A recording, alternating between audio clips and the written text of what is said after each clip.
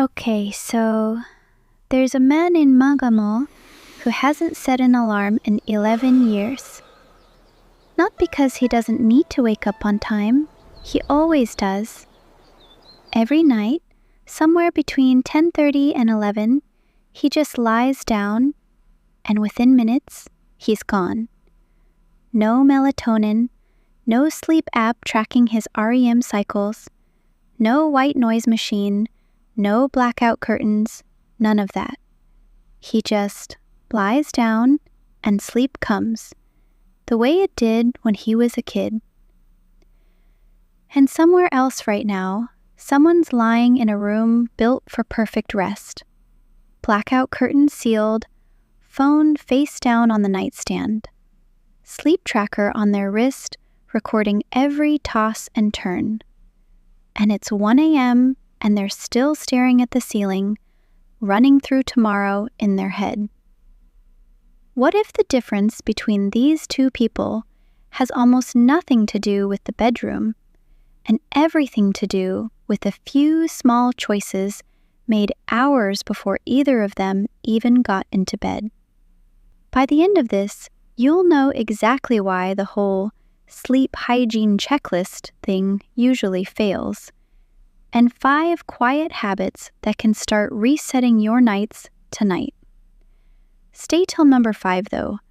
It's the one almost nobody does, and honestly, it's the one that makes the other 4 actually work.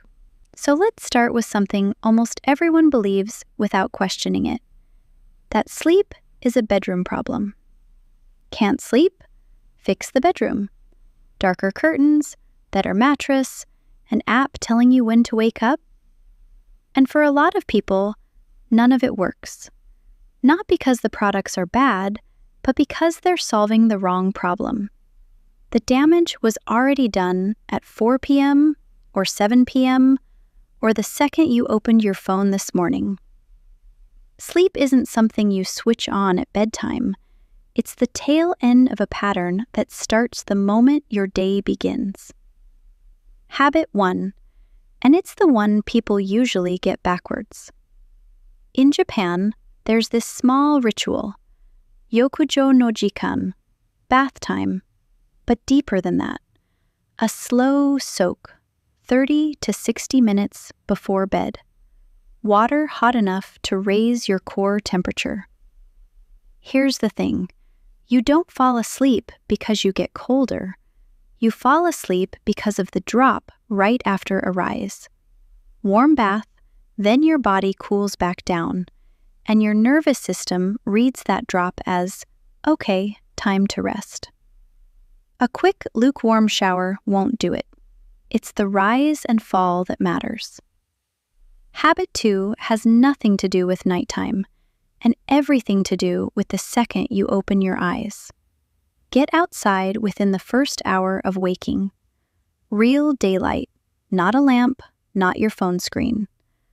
Morning light is the strongest signal your brain uses to set its clock, and that clock controls how deep you sleep at night too.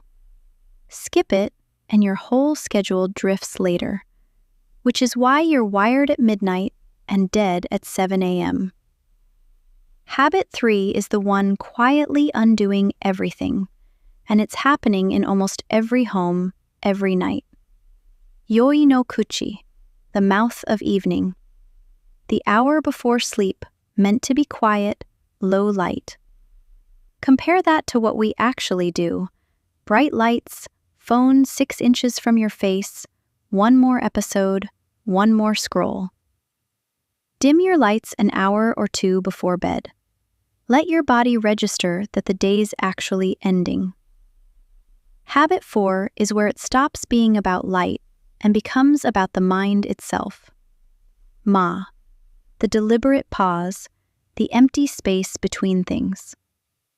The second the lights go off, your brain finally gets quiet enough to hear itself, and everything you didn't have time to think about all day comes rushing in. So, 2-3 minutes, sitting up, just write down whatever's circling in your head. Not a journal, just a list. Getting it out of your head and onto paper tells your mind it can let go. And that brings us to number 5, the one I told you to wait for. Stop trying so hard to fall asleep. If you lie down and 15-20 minutes pass with no sleep, get up. Sit somewhere dim, do something low stimulation, go back only when you're actually drowsy. I know, it feels backwards, but lying there forcing it just teaches your brain that the bed means struggle, not rest. So, all 5 together. A warm bath for that temperature drop. Morning light to set your clock. Dim evenings that tell your body the day's ending. A few written down thoughts to quiet your mind. And letting go of the fight when sleep isn't coming. None of this needs new gear. It doesn't need to be perfect on night 1. It just needs you to stop treating sleep like a switch you flip at 11 p.m. and start seeing it as something you build all day long. That man in Nagano never once called this a routine. To him, it's just how a day ends. If this shifted something for you, send it to someone who's tried everything and still can't sleep. And tell me in the comments which one you're starting tonight.